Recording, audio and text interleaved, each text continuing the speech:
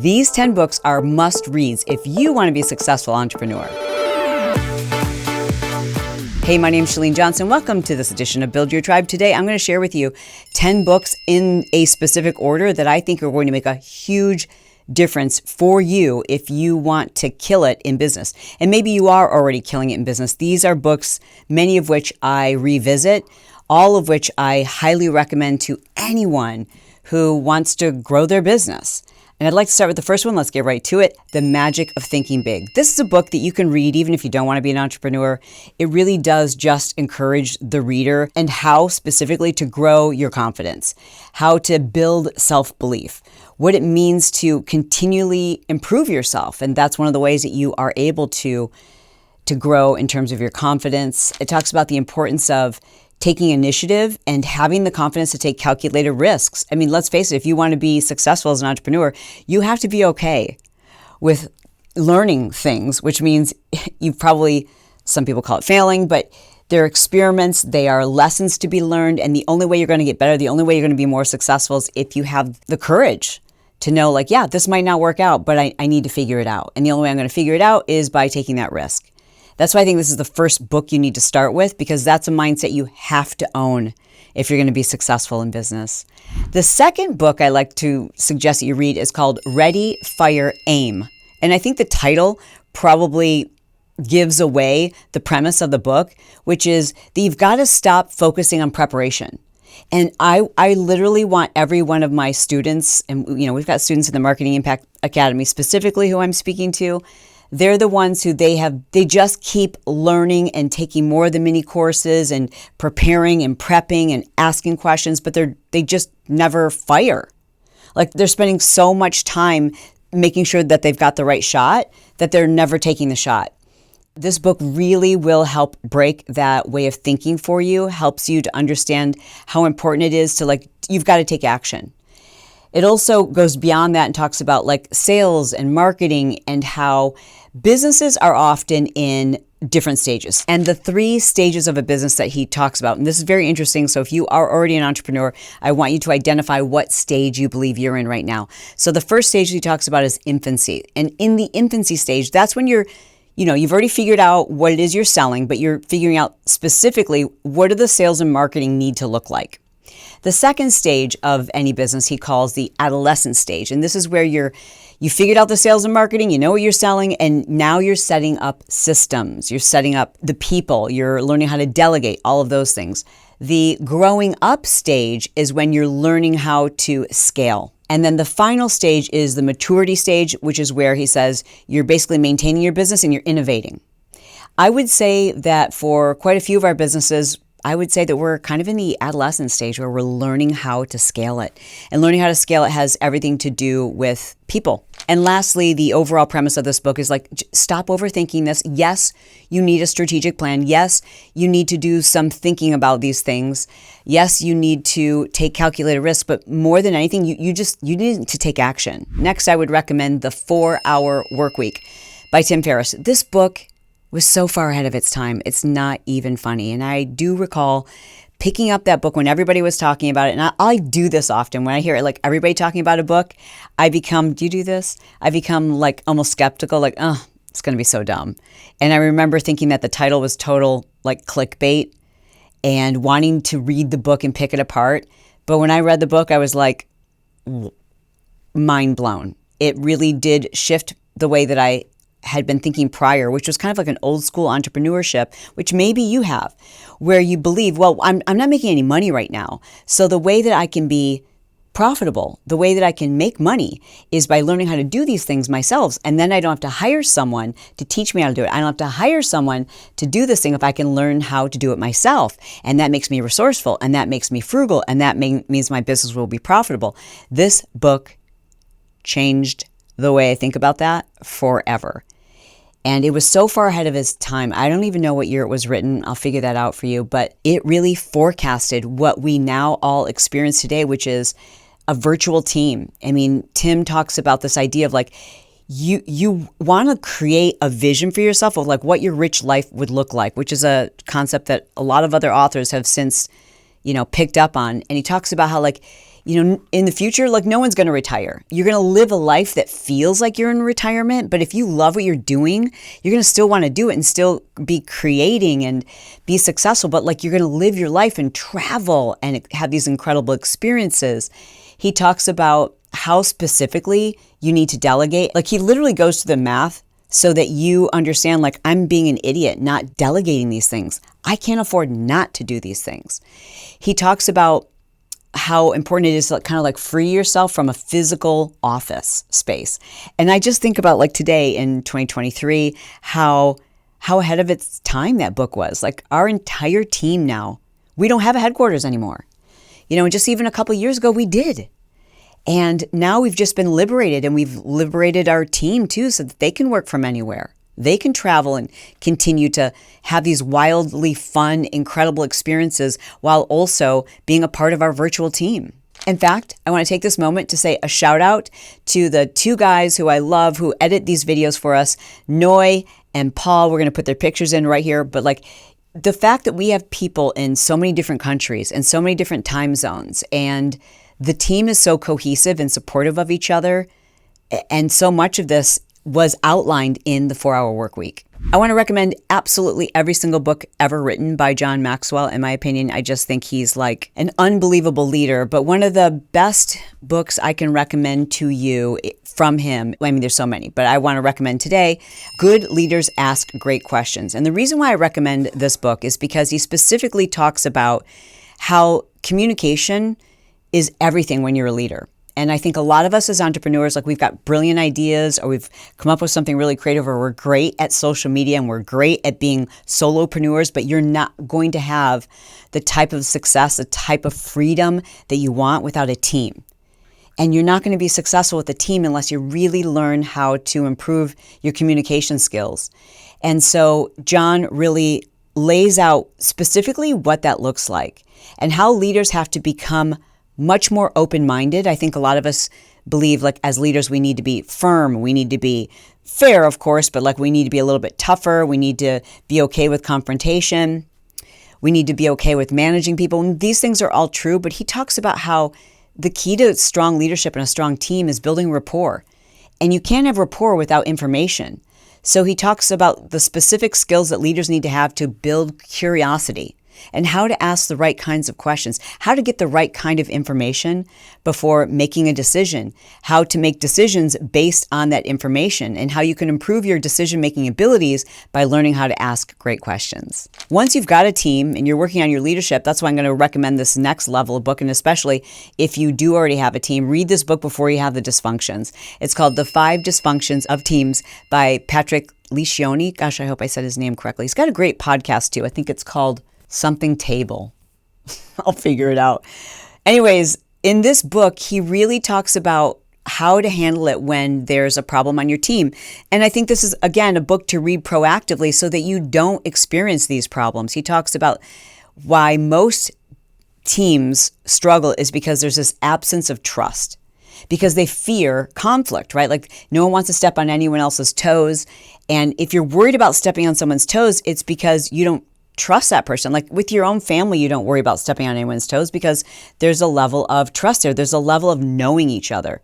And this book was really so helpful for us when we went through a period of about a 2-year process where we just had so many problems within our team. We had so many of the wrong people on our team. And this book really helped me to identify a lot of those problems and to fix them. And once I learned how to identify these dysfunctions, it's also helped me to make much better hires and to pivot and adjust once we do bring someone on the team and maybe things aren't going the right direction. In this book, he talks about the importance of everyone having commitment to the decisions, like in that the decisions need to be made collectively as a team, like bringing everybody into the process, how to create accountability so that people are not just holding themselves accountable, but they're holding their teammates accountable as well. And how you need to pay attention to the results of the team, not just like, okay, how did I do? Am I doing my job? That's all I need to care about. Like, no, everyone needs to care about how everyone else is performing because you're like a family. And so anyways, I think that's a great book. He's written a few others I think are exceptional. As always, All right, guys, we're gonna take a quick break for me to tell you about something. I don't have an affiliate code. I'm gonna get an affiliate code, but like I just bought this thing because I saw it advertised on Instagram. This is a magnet. And so you always have your water bottle with you, and you always need content, right? Because you're an entrepreneur. So this water bottle, you just put your phone on it. It works like a tripod. It's amazing. And it's a really good water bottle too. It's called a Ringo. And I'm so mad because I invented this in my head, but I never took it to market. They obviously did. They beat me to it, but I just think it's brilliant. And I had to make sure I was hydrated before I came across a super thirsty for your subscribe. But I am very thirsty for your subscribe. So help a girl out, help Brock and I out. Please take a moment and subscribe to the channel. Even cooler if you were to share, like just take a screenshot of the video while you're watching on YouTube and hit us up on Instagram. Let us know that you listened and you subscribed. The next book I want to talk to you about, because we're talking about teams, right? And we're talking about people. And once we start talking about people, we have to talk about profits, because for most of us, our greatest expenditure is going to be that which we are paying our quality team members. So when you're looking at profitability, you have to also look at your people. This book is called The No BS Ruthless Management of People and Profits, and it is by Dan Kennedy. He's also written a bunch of great books. I love his no BS style. Like I prefer that. Get to the point, and he does. He really tackles the common challenges that leaders have when it comes to managing our people, whether you have a team of 3 or a team of 30 or 300. He talks about how you can improve profitability by being a better people manager, by finding people who are really motivated, by understanding how you need to be the person who helps resolve conflict, how to do decision making, how to be better about your time management and your team's time management. Because if you're not able to manage your team's time management, then you lose profitability. This book is one of the reasons why we at least once a quarter, we go through and we do a time management assessment of everyone who's on our team. You know, if we've got somebody who's working supposedly full-time hours, and we're seeing the work come in late, we're seeing that there's just a decrease in the productivity, we're constantly assessing like, okay, you know, things have changed. Maybe there's new tools that they're using. Maybe this person has more time available now. How can we better make use of their time? And if this person is a team player, if they're, you know, really valuable to us, then they're going to adapt accordingly, and they're going to be able to produce more in a shorter period of time. Or maybe we find out in some instances that we've got someone on our team who's like doing too much, and their pay needs to be increased, or we need to bring on someone to support them. And the only way we know that is by regularly doing an audit. I have to know like once a quarter, because technology changes that fast. Where are you spending your time? How much time are you devoting to us on a daily basis? How can we better help you manage your time and therefore your productivity? Because that person's productivity affects our bottom line, which affects everybody's bottom line. Next up is a classic. It is the 22 Immutable Laws of Marketing. And it's crazy how much marketing has changed in the last couple of decades, but this book is still tried and true. This book talks about the importance of positioning. And there's been tons of other marketing books that talk about positioning. Is it called Blue Ocean? I mean, there's just so many, but I think this is the classic in my opinion. And he really hammers home the idea that you just make life so much easier for you. It is so much easier to market when you are the first, as opposed to competing with everybody else who's doing something. The book gives specific insights so you understand positioning, you understand what it means to differentiate, and how to stand out in a really crowded or very competitive industry. And because so many people today as entrepreneurs are marketing their own skills, like you're marketing that thing that you do better than anybody else, I think it just goes without saying that you've got to read Expert Secrets by Russell Brunson. Now, I have to say that there are people who are like devout fans, like not just fans, like devotees of this man. And it's pretty brilliant. The way this book is written is interesting. And some people might even criticize it because it does border, I think, on creating this, he calls it a culture, but it creates this, I don't want to say cult-like, but he talks about how like you really get this community so believing in the mission that they would like basically fall on a sword for you. Specifically though, he talks about how to identify and clarify your unique message, how to grow a loyal following, and I think it's brilliant when it comes to the sales funnel. Russell explains something that we talk about in the Marketing Impact Academy as, we call it the customer journey. He calls it the value ladder. The basic concept is that once a potential customer has identified you as the expert who can help them solve their problem, that you make life so much easier and so much more profitable as a business if you give them a journey, as opposed to like saying like, here's this one product that solves all your problems. You create a ladder where it's almost like they're stepping into the next level and the next level and the next level, so that you're kind of growing with them. You're meeting them where they are, where they're just about to get on the on-ramp, right? Like they're in first gear. And you're meeting them as a beginner with a lower level offer. And then as they progress and now they're in the slow lane, now you're giving them a little bit more advanced offer with a more advanced price. And as they continue to develop as a customer, as they continue to develop their own expertise, you're giving them something that's more advanced. It doesn't mean it has to be bigger. It doesn't mean that it has to be more complex, but it means they're now ready for it. And then this customer is willing to pay top dollar for that. And it builds a very loyal customer for life. Another author who I love everything I read by him is Donald Miller. And the most recent book that I've enjoyed is called Marketing Made Simple. And the reason why I'm going to recommend this book from Donald Miller is because it does give you a brief summary of some of his other incredible books. He emphasizes the importance of messaging, which is kind of what Donald Miller is known for. And he talks about his story brand framework, which is another great book. But like, I really think with this book, especially if you get the Audible version, if I recall, I have both the physical and the Audible version, but if I recall, the Audible version has a lot of extras in it. And I've had many of my team members, those who focus on marketing, read this book or listen to this book. I love a good Audible. He focuses on how you identify your customer's problem, and then you have to offer them a really simple solution.